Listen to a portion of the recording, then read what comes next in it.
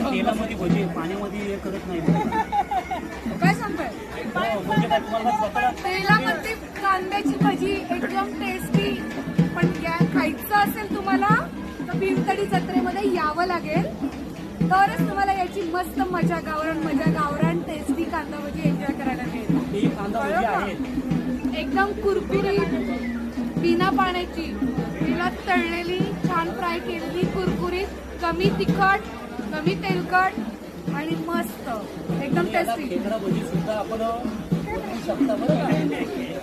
हे बघा खेकड्या साईजची दिसते म्हणजे कांदा भजी आहे. त्याचबरोबर बाजरीची भाकरी सोबत वांग्याचं भरीत, पिठलं पिठलं भाकरी आणि हुरदा थालीपीठ तुम्ही इथेच येऊन एन्जॉय करू शकता. घरी